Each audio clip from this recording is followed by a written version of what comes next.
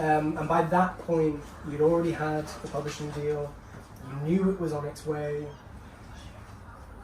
But a book starts well before that stage. Yeah. So while we've been talking about it for over the last 9 months or so,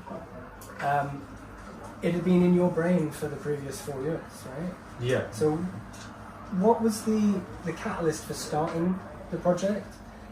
And how much of that period was inspired by or as a result of lockdown?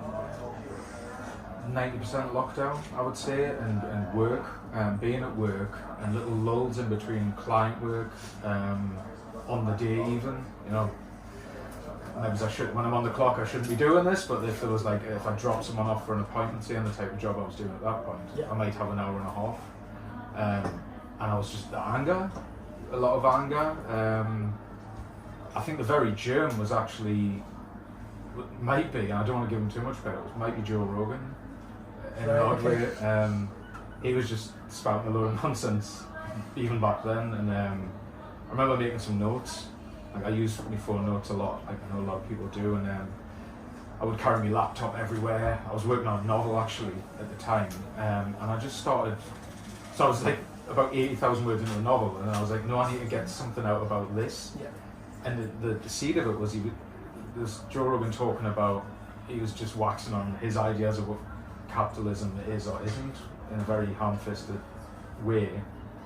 And I was like sort of replying to him in this note, and it just took off from there. And then there was, you know, the tragic murder of George Floyd, and then working in care specifically and going through my training as a psychotherapist, I was seeing the impact of specifically stress on a lot of people, which was obviously exacerbated during lockdown.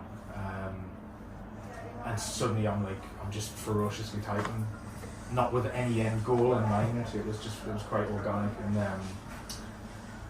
I guess also influenced by like working in placement whilst I was getting the hours as a psychotherapist. I was working with both adults and children, and then having to move on to online, can't be face to face anymore. The care work I was doing, I was dressed up like a space ranger, and you know, that's what had to be done. I don't mean to say that it was this big